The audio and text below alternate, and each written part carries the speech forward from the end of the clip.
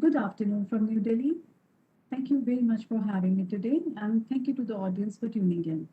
My name is Shivani, and I'm the Acting Outreach Officer at the High Commission of Canada in New Delhi, India.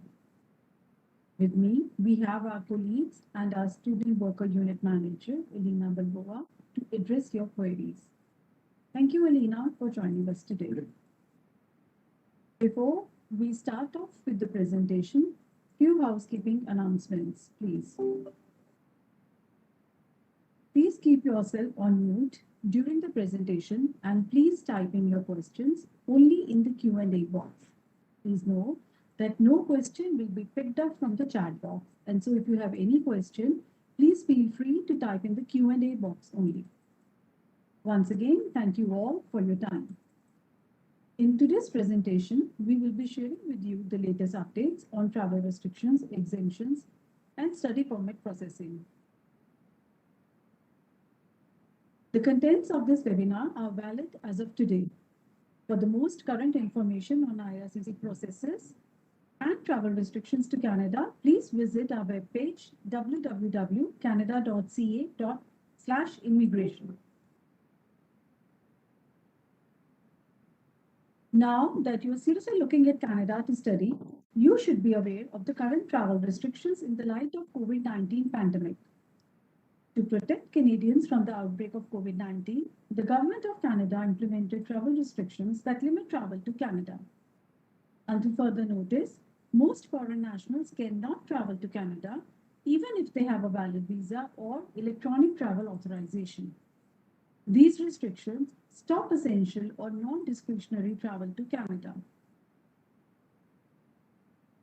As of November 21st, 2020, if you are flying to Canada as your final destination, you must use ArriveCan app to submit your travel and contact information, quarantine plan details, and COVID-19 symptom self-assessment. There are also 4 mandatory COVID-19 testing requirements for those departing from India. You must provide one of the accepted types of tests, not an antigen test, and keep proof of your test results for the 14-day period that begins on the day you enter Canada. The first test happens before you even get on your flight. All travelers 5 years of age or older, regardless of citizenship, must provide proof of a negative COVID-19 molecular test result. Even if you have already received the vaccine, you must still provide a valid test result. It does not exempt you from this requirement. You must take the test within 72 hours of the scheduled departure time of your flight to Canada. Under the current flight ban, no direct flights will fly between India and Canada until August 21st. For those choosing to transit to Canada via third country, you will be required to take a COVID-19 molecular test in that last transit country before you will be permitted to board your flight to Canada. Like your first test, this test must be taken within 72 hours of the departure of your flight. Upon arrival in Canada, you will be required to undergo a third COVID-19 molecular test. Travelers will also be required to reserve a government-authorized hotel for 3 nights prior to departure to Canada. You will stay in this hotel while awaiting the results of your second COVID-19 test. Note that the cost of the hotel is your responsibility and it includes food, security, transportation, and infection prevention and control measures. You will need to present proof of having reserved and prepaid for your accommodation through the ArriveCan app.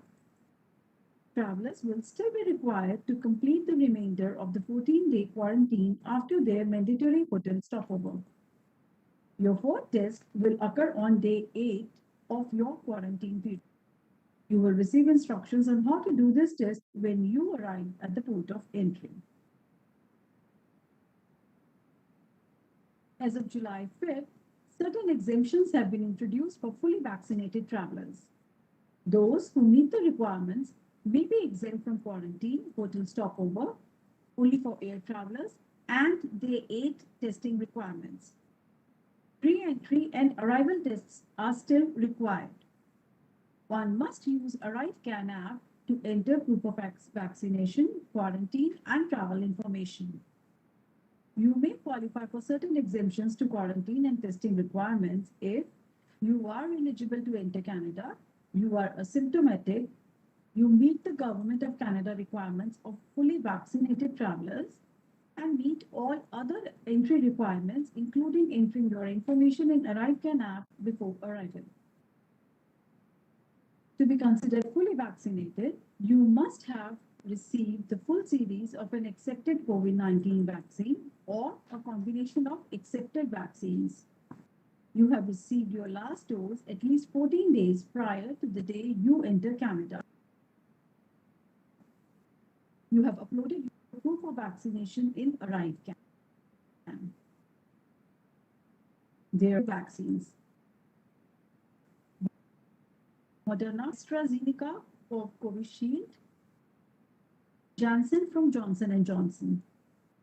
Vaccines not currently accepted for fully vaccinated status in Canada include Bharat Biotech, Covaxin is an example, Sputnik, Sinovac, etc. Despite the relaxation of certain measures for vaccinated travelers, please remember that the direct flights from India to Canada remain suspended until August 21st. For international students, only those who are destined to designated learning institutions, DLI, with the COVID-19 readiness plan approved by their respective provincial and territorial government may enter Canada. This, first and foremost, protects the health and safety of all students and surrounding community.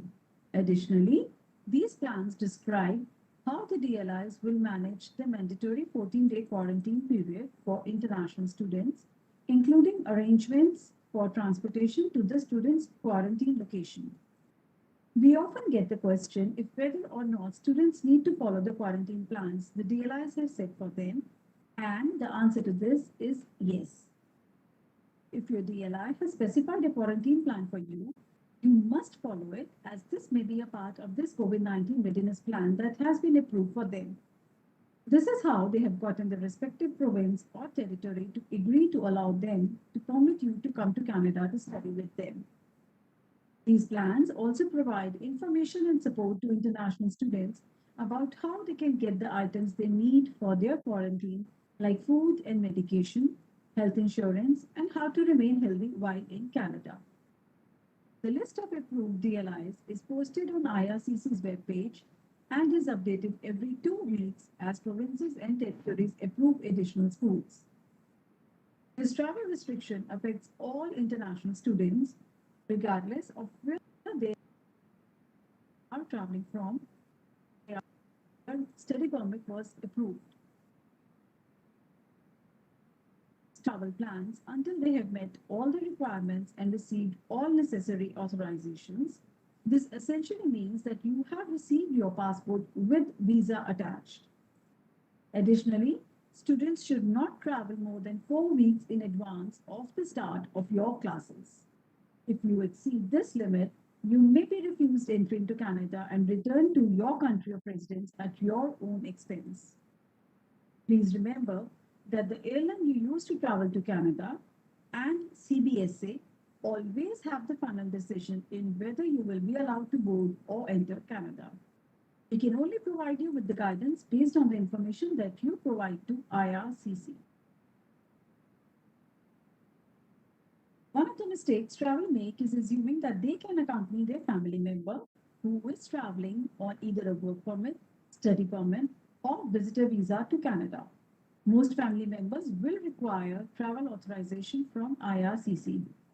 Only those who meet the travel exemptions in their own right will be allowed to accompany their family member, such as a minor child with a study permit who will also be attending school in Canada.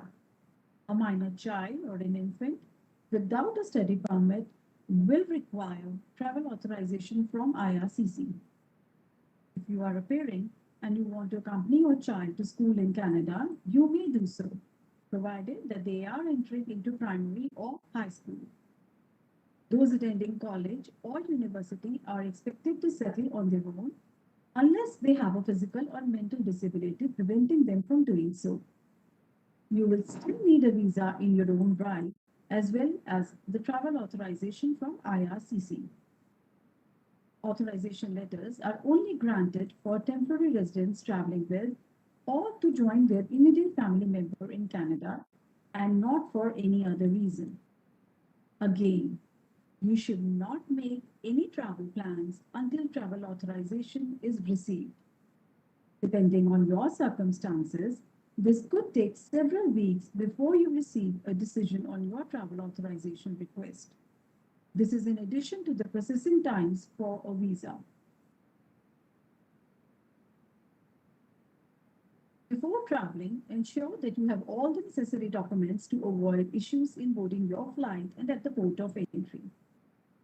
To board your flight, you will need to ensure that you have the following documents with you: your flight ticket, your valid passport, your valid visa, your POE letter, your LOA reflecting the start date of your classes, and your valid COVID-19 molecular test results. In addition to the items we have just listed, we strongly recommend you also have with you the following documents for CBSA to show them once you reach a port of entry. These are a reservation for your mandatory 3-day hotel stay if you are not considered to be fully vaccinated, your quarantine plan details. You will still need a quarantine plan in case you test positive on arrival. Proof of funds to cover your tuition, living expenses, and transportation costs. English language test results, and if your program has already started, evidence that you have been attending classes. COVID-19 has not only changed the way we travel, but also in the way we process applications. There have been some impacts on the processing as a result of the pandemic, such as only online applications are accepted at this time. This means you can apply for any type of visa, such as student, visitor, or worker, online. However, the priority will be given to those applicants who meet the travel restrictions exemptions. Mandatory online application is actually a good consequence of the pandemic because this allows us to continually process applications across our network through work sharing of this caseload until the operations normalize. When applying online, ensure that your name and date of birth are exactly as they are shown in your passport. We are seeing many cases where, for example, a name is incorrectly entered in the biometric instruction letter and thus prevents the student from submitting their biometrics. These errors take time to correct and will delay processing. On the IRCC website, the published processing times are no longer accurate since we are prioritizing applications for the people who are exempt from the travel restrictions. We are unable to provide specific processing timelines and cannot offer a response to any questions on the turnaround for the processing of applications at this time. We will contact applicants only when there is an update regarding regarding that application. So please be patient. We encourage applicants to monitor their online accounts, watch our website for updates, and follow us on social media to have updated information. IRCC Delhi continues to operate at a limited capacity as necessitated by the pandemic. As such, please expect delays in responding to inquiries. If you need to submit a document or new information, use your IRCC secure account to send us this information directly into your application. Additionally, please only send one inquiry and wait for a response. Sending the same inquiry multiple times will only cause further delays. Other factors also contribute to processing delays, such as missing documents and incomplete applications. Panel physicians across India are now booking appointments for upfront medicals. If you submitted an online application without an upfront medical, you need to wait for an immigration medical examination or the IME form to book an appointment. This means that it may take longer for you to complete your medical exam or obtain the supporting documents you need for your application. However, you must submit the missing documents as soon as possible because we will not be able to finalize your application otherwise. If submitting an application with the missing documents, we strongly recommend you provide an accompanying letter indicating what is missing and when you intend to submit them. Diplomas or degree certificates, you should not submit your application until you have these documents. As you are likely aware, we have taken a phased approach to providing services at the VAC. After being closed for an extended period of time due to the pandemic, a lot has had to be changed because we take the health and welfare of our clients and staff very seriously. Therefore, we ask that you please be cautious and not crowd outside the VACs and come to your biometric appointment alone. The next slide will look into more detail some of the changes at the VACs. VACs have slowly resumed operations. As of July 19, VAC's passport submission web form went online, enabling all the holders of passport request letters to submit their passports. Please note that our VAC's offices do not accept in-person passport submission. You should also refrain from sending your passport directly to the High Commission. Otherwise, they will be returned without a visa. To kindly wait for your courier service booking to be confirmed. Also, please note that all the visa applicants who hold a biometric instruction letter may book a biometrics appointment at a VAC in India using the online booking tool on the VFS Global website. Biometric appointments are free. Given the current pandemic delays, you may use expired biometric instruction letters to book a biometrics appointment at this time. When using the VAC online booking tool, a visa applicant holding a VIL may book only one appointment. Attempts to book additional appointments are not permitted and delay processing requests for other applicants. Please scan the VAC QR code where many of your questions will be answered. Once scanned, the document will continue to be updated on your phone if and when IRCC updates their information. There is no need to scan the QR code again.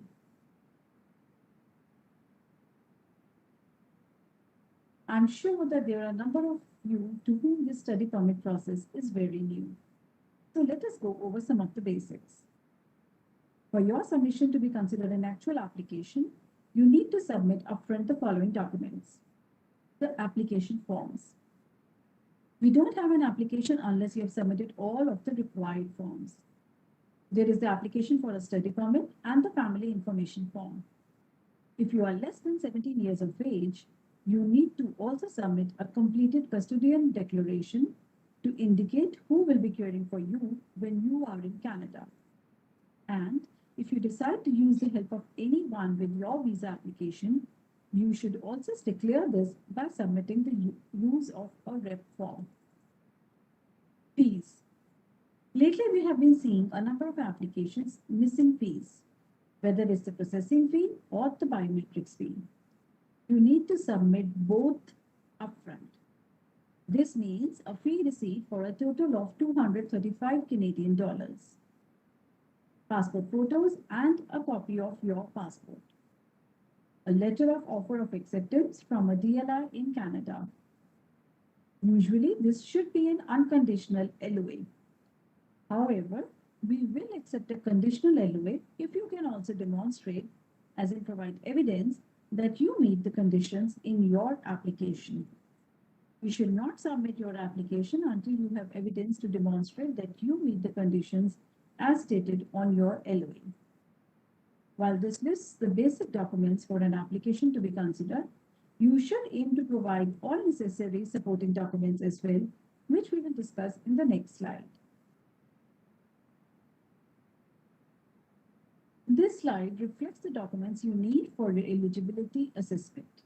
It covers both the SDS and the non-SDS stream.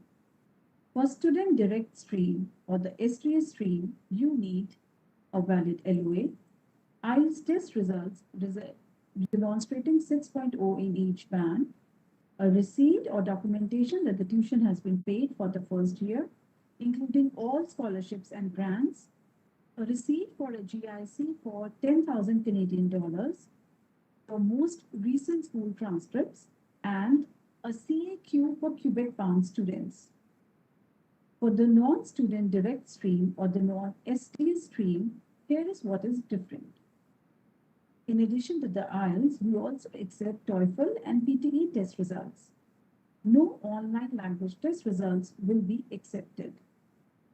Instead of a GIC and paying a full year tuition, you must show liquid funds to pay for tuition, living expenses, and transportation for the first year of school, plus an explanation and evidence of how you intend to pay for all the remaining subsequent years of school without relying on working in Canada.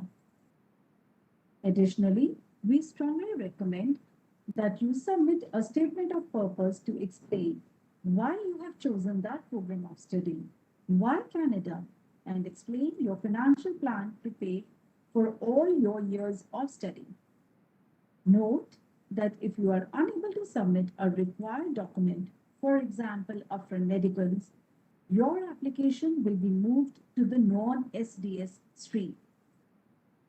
We strongly recommend that you only submit your application once you have all of the documents required for your eligibility assessment.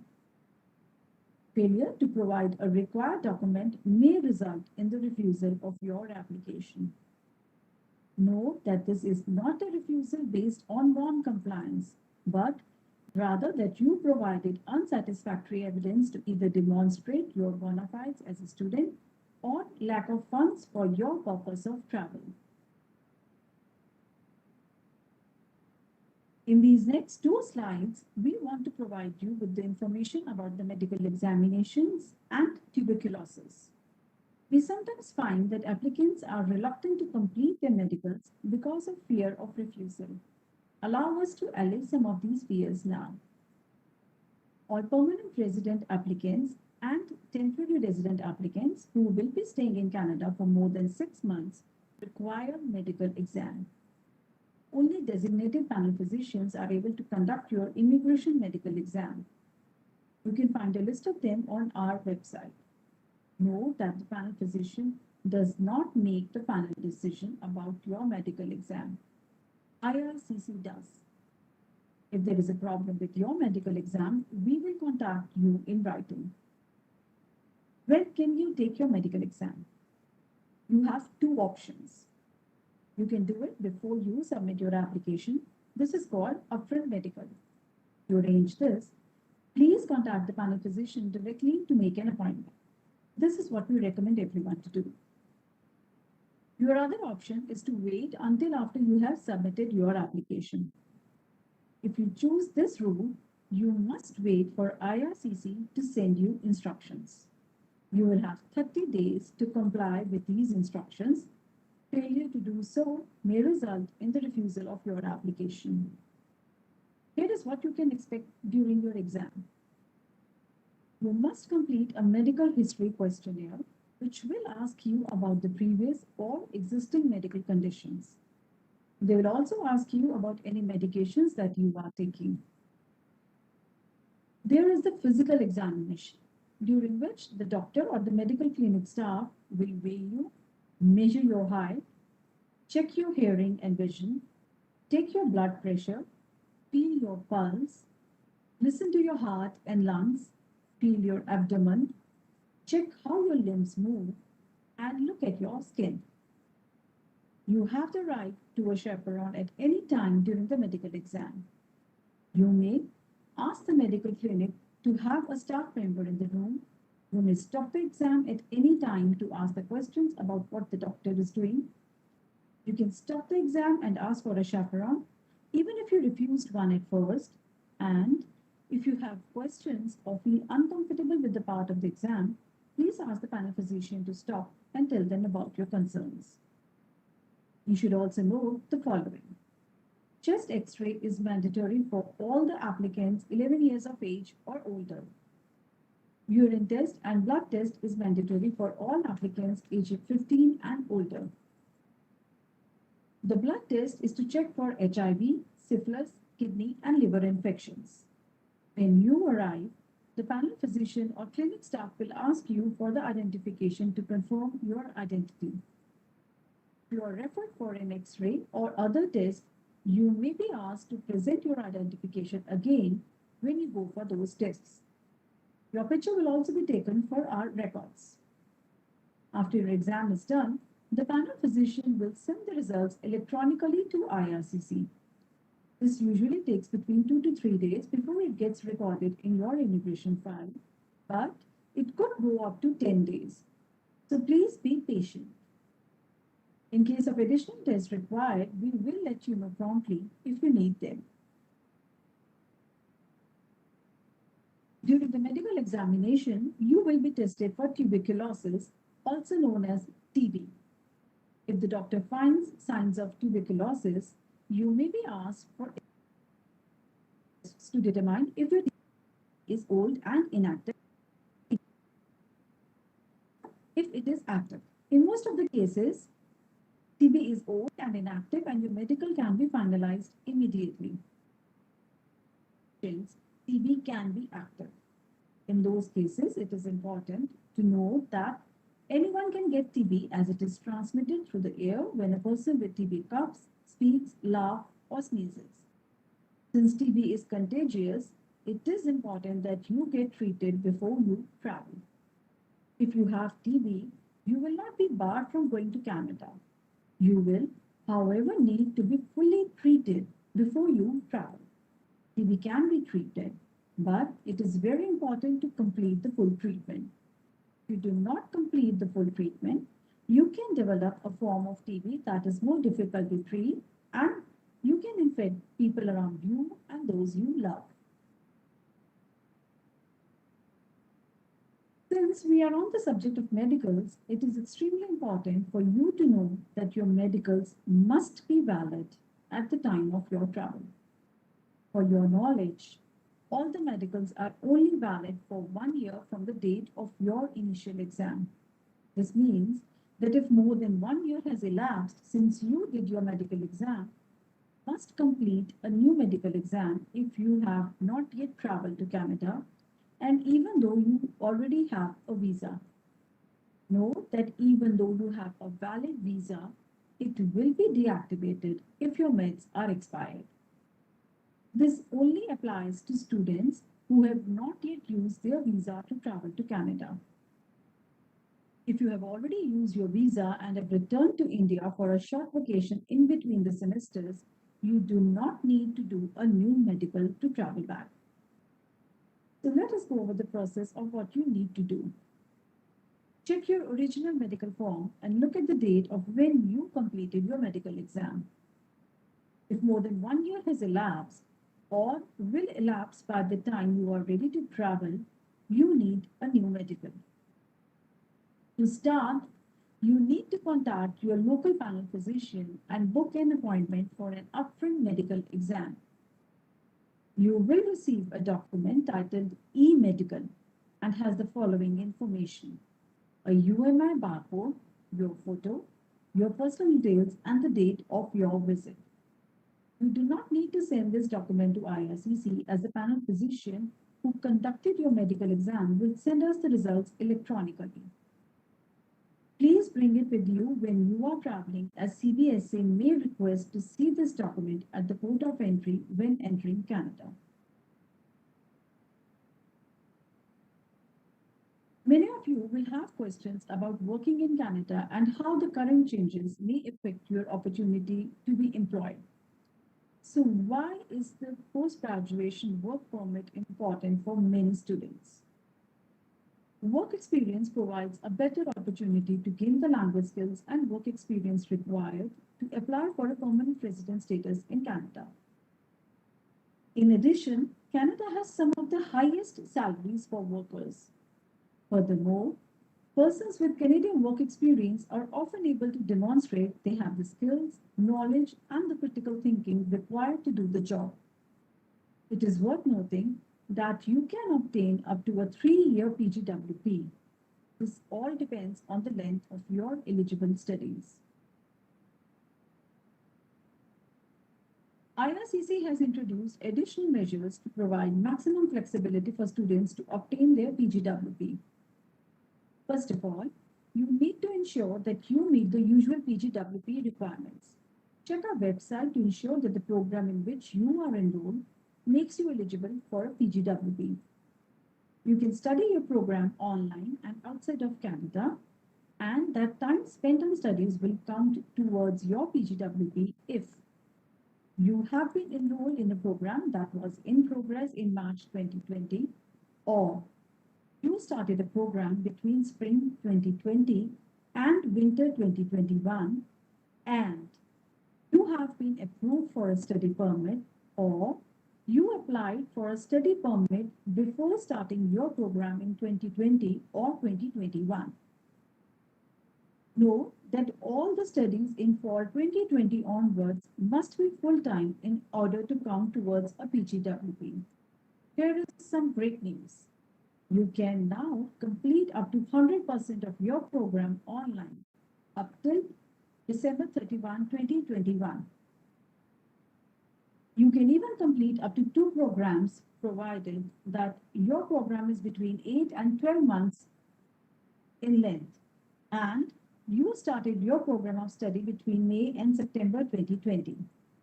Now, in the event that your first application may have been refused, know that you can apply again.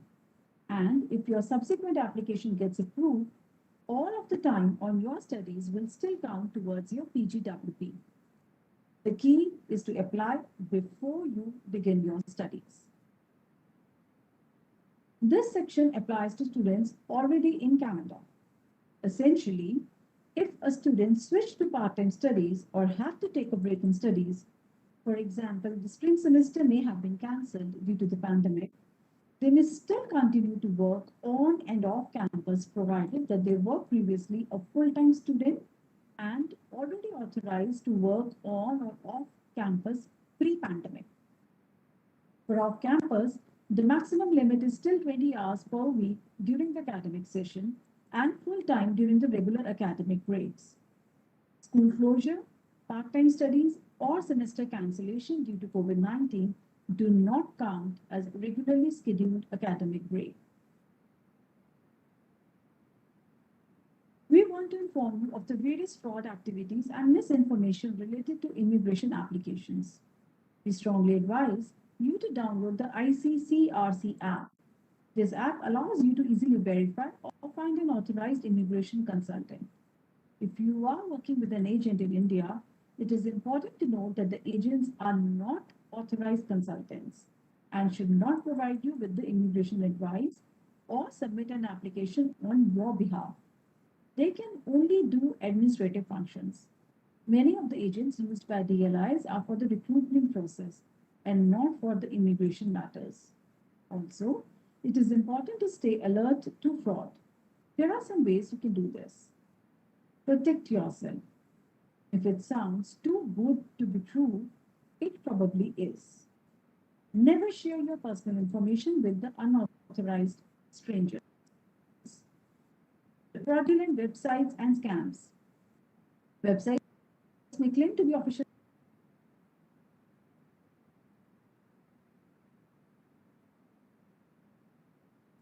Note that the application processing fees are fixed and have no additional charges. Email scams. IRCC will never send you an email from a private address. Emails may also appear to be coming from our office, but are actually coming from a scammer.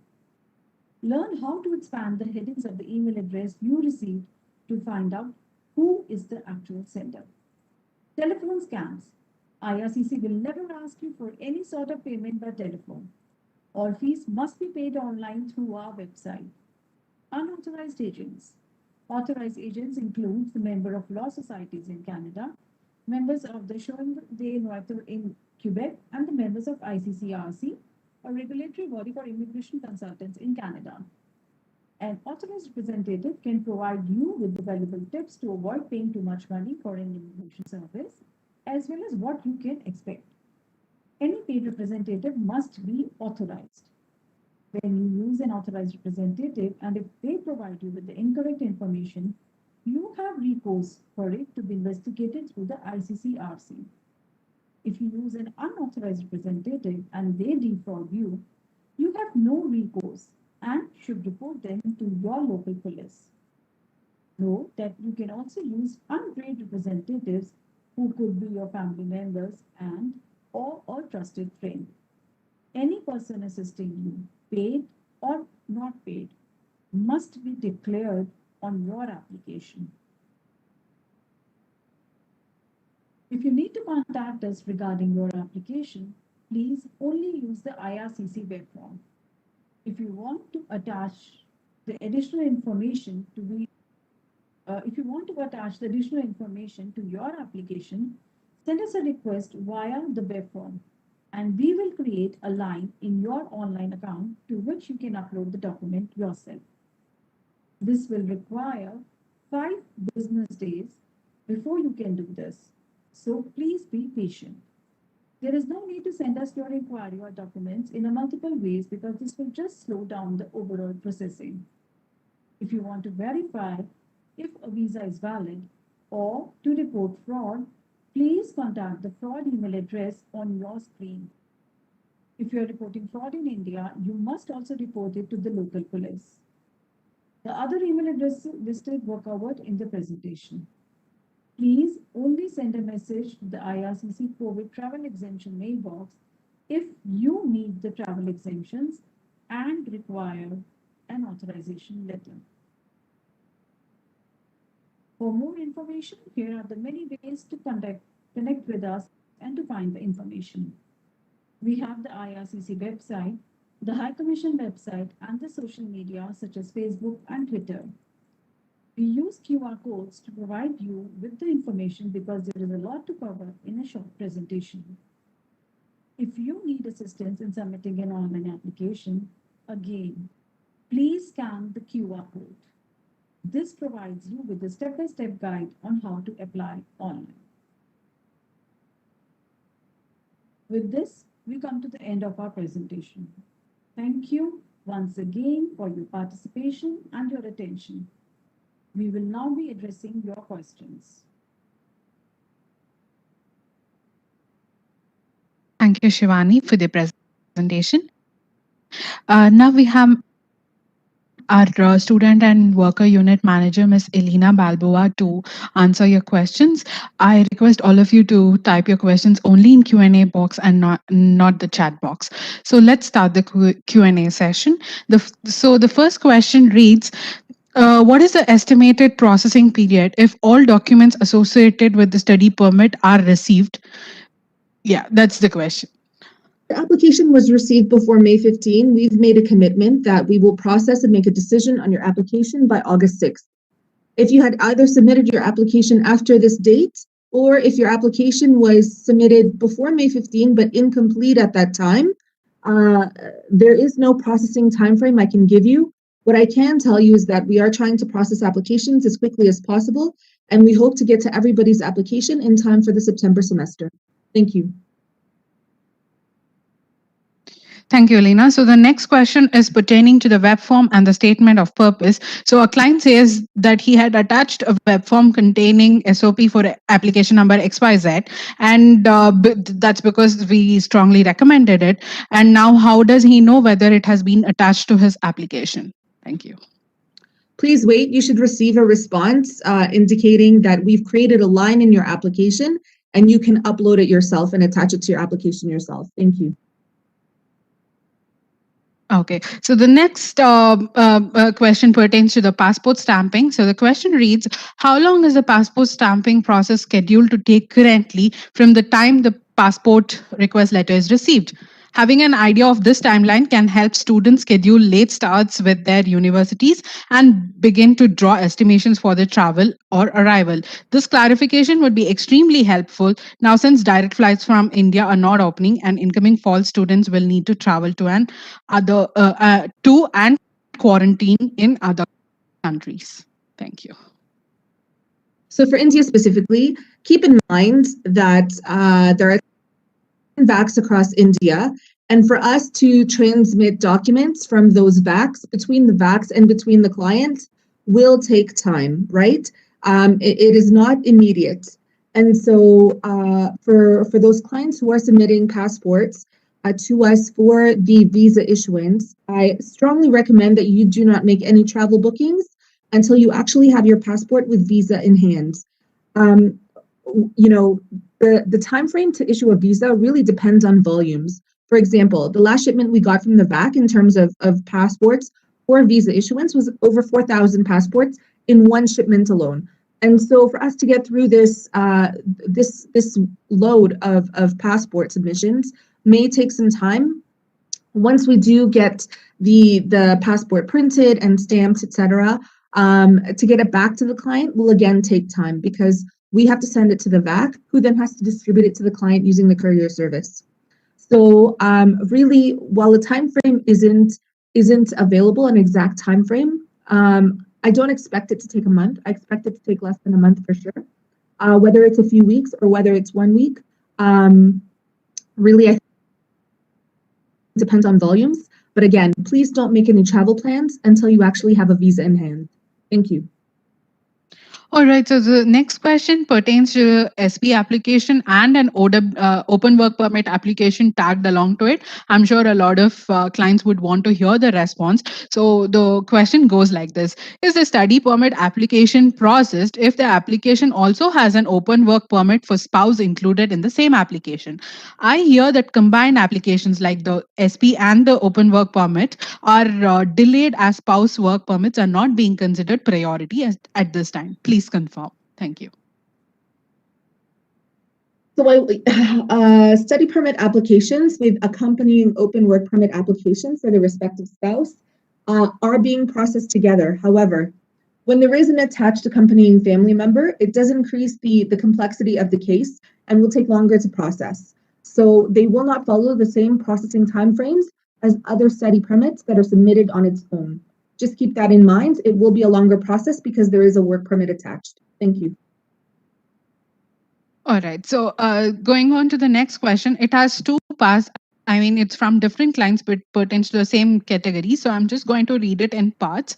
So the question reads like this: I applied for study permit and spousal open work permit along with visitor visa for my 1-year baby. What are the chances of us getting passport request letters at the same time? And going to the second part of the question, which is from another client, it reads: what are the funds requested? Required to show if we need a visa for my baby? Thank you.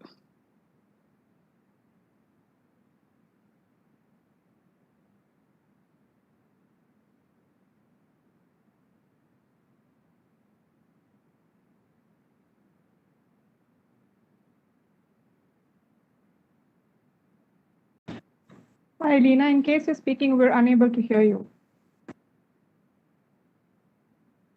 Sorry, pardon me. Can you repeat the first question, please? Sure, Elena. So I applied for study permit and spousal open work permit along with visitor visa for my 1-year baby. What are the chances of us getting passport request letters at the same time? So we're going to process your applications together and you will likely get the passport request letter at the same time. Note that since your child is on a TRV, in order to travel with you, they'll need a travel authorization letter to go to Canada. Thank you. So another question to this: what are the funds required to show if we need a visa for my baby? So the funds required to show if the principal applicant is a study permit applicant would be the same as if the baby was also another child accompanying. Thank you. All right. So the next question reads: do visa officer consider students' backlog as a factor while making a decision, even though he or she has scored well in IELTS and received admission in one of the Canadian colleges, having above 70% in graduation? Thank you. I'm sorry. Can you repeat that, please? Okay, so do visa officer consider students' backlog as a factor while making a decision, even though he or she has scored well in IELTS and received admission in one of the Canadian colleges having above 70% in graduation? I don't understand what this backlog is. Backlog is like if they if they are unable to pass through a particular subject in one of the graduations, so that is considered a backlog and they have another chance to clear that exam. Basically they don't clear the required exams at the first go. Okay, so your academic history factors into our assessment, in that we're trying to determine whether or not you would be academically ready to also complete your program in Canada. And so if you have a history of not doing well in school, if you're barely passing most of your classes, or if you failed a lot of your classes, like this is going to factor adversely in terms of your eligibility for a study permit. If you've been getting like relatively good grades, so in this case, like you said you were getting about 70%, and you only have was it one course that where you have this quote unquote backlog, this shouldn't factor so adversely in your case. Thank you. All right, so the next question reads, how do you decide if a student leaves Canada after study or not?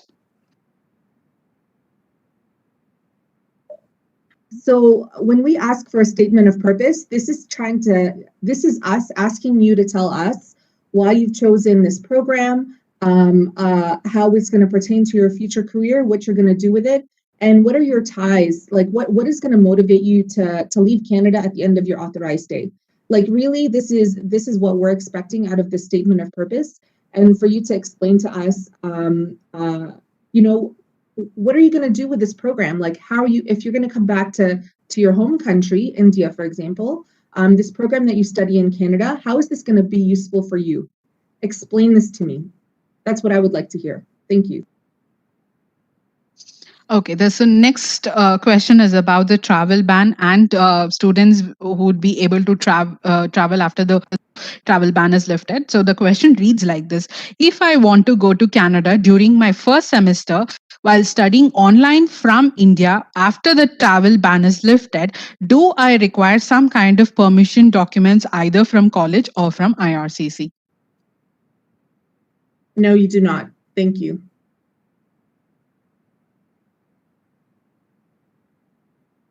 Sorry, I was on mute. So the next question pertains to the class 12 results. So the question reads like, I submitted SDS file in early June without 12th class results as they are yet to come, but with unconditional offer.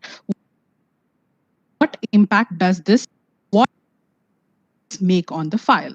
So I'm hoping that you've submitted your transcripts for your previous years of school. And if you have any interim 12 marks or predictive grades, that you've also included that as part of your application. That way we can look at whether or not you've been an academically serious student to determine if you might be able to actually, academically perform well in your future studies in Canada. If you've provided all of this documentation along with an unconditional letter of offer, we'll be able to proceed with your application. Thank you.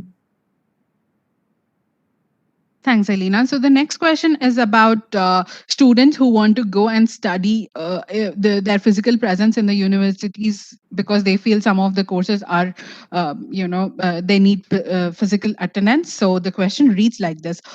Some universities in Canada are expecting an in-person class from fall 2021 onwards, but many students are yet to receive their passport request letters. Could IRCC help students in negotiating with the universities to provide online classes till December 21st? It would be great. I mean, it would greatly ease our situation. Thank you. You need to talk to your schools directly. This is beyond IRCC's jurisdiction. Thank you.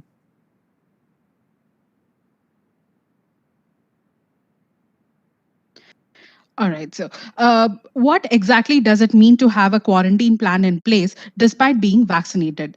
Does this mean I have to book a hotel or package for the quarantine period? And what am I supposed to do with my bookings if I am exempted from quarantine or on arrival at the border? Won't this result in significant financial loss? So you don't need to book a 3-day mandatory hotel stay.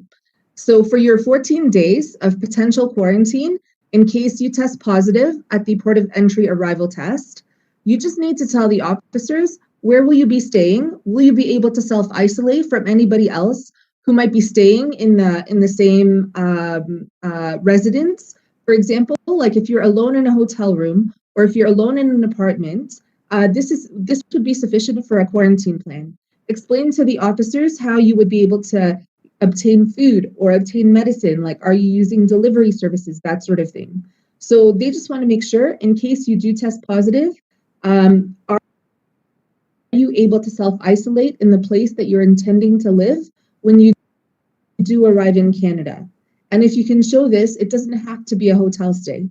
It could be an apartment that you've rented for yourself to stay in when you're in Canada, when you're studying already. But you need to make sure that you won't be coming into close contact with anyone else in the place that you've indicated would be your quarantine plan location. Thank you. All right. The next question pertains to the financial proof that they need to submit with their application. So the question reads like, is chartered accountant account reports considered by VO as proof of bank liquid funds and immovable property? Thank you. So immovable property has no value for us. Why? Because it's not money. Until you've actually sold that property, you have no funds to pay for your purpose of travel using these assets or property. Statements from accountants are just statements from people you've paid money to provide you this document. They're not actual evidence. So to me, what I would like to see are bank statements, are ITRs, are, for example, employment letters or source of income. Show me the provenance of the funds that you're showing us to support your application for travel. Thank you.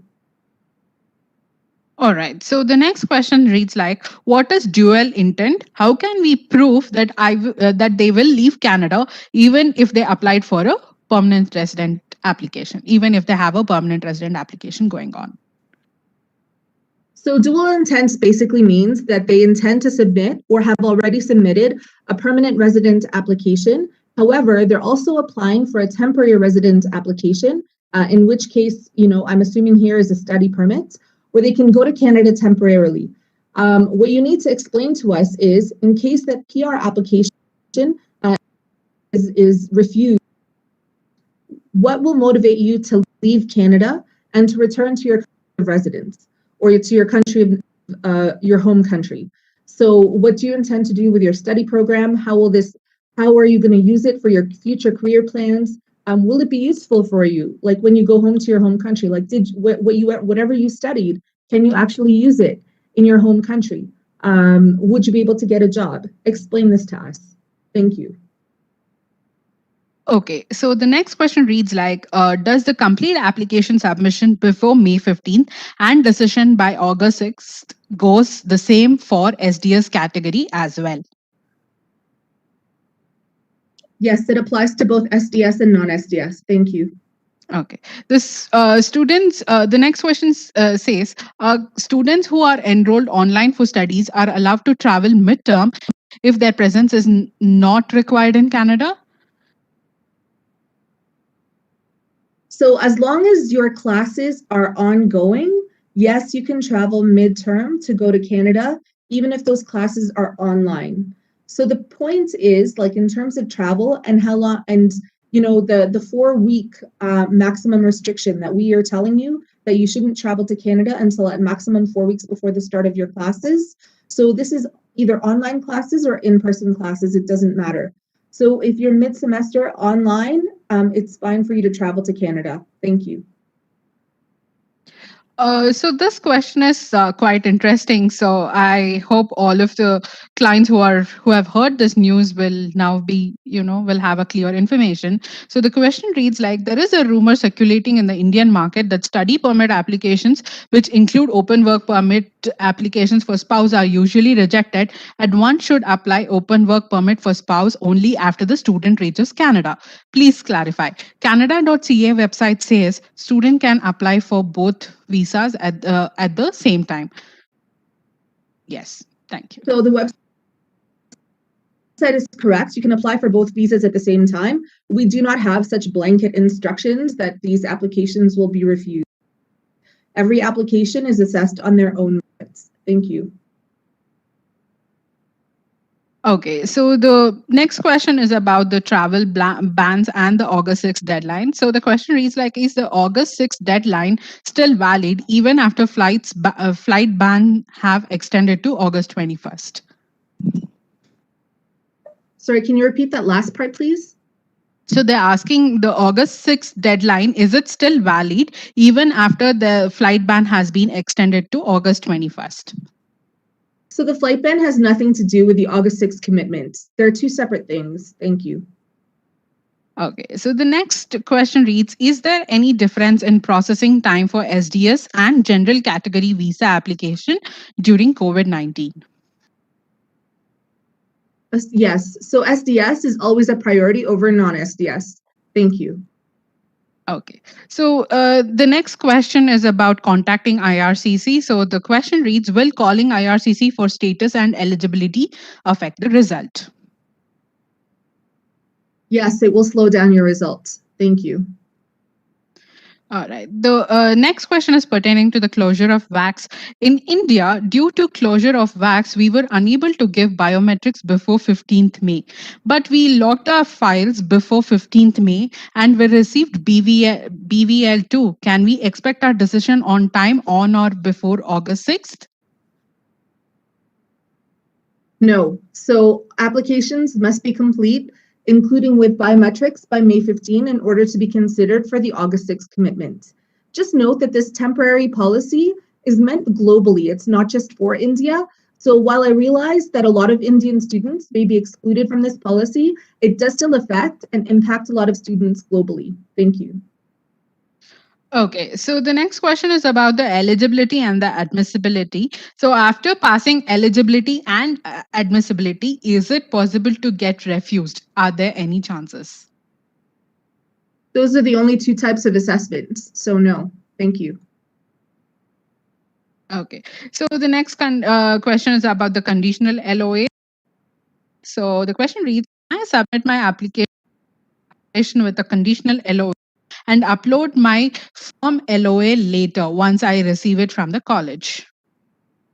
We will refuse your application if you submit it with a conditional LOA. Please do not submit an application with a conditional LOA. Thank you. So the next question reads, does the receipt does the receipt of BVL mean that the decision is ready?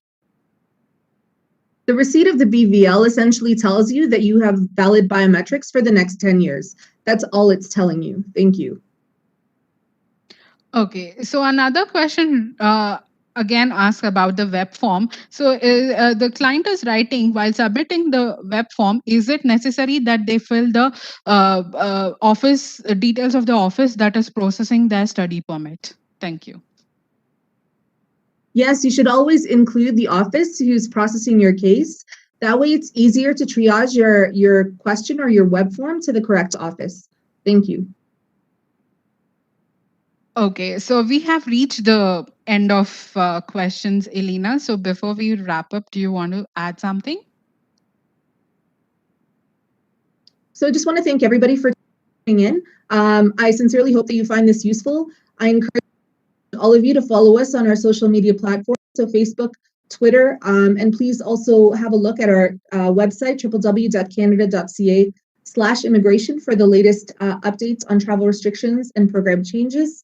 We are working very hard to try to get decisions on all of your applications by the fall semester. Please try to refrain from sending us inquiries or update requests through our web form because we'd really like to focus on decision making at this time. We really do appreciate your patience and we understand that it is a frustrating and anxious time for you. Thank you again for tuning in. Stay safe and we hope to see you in Canada one day. Bye for now. Thank you.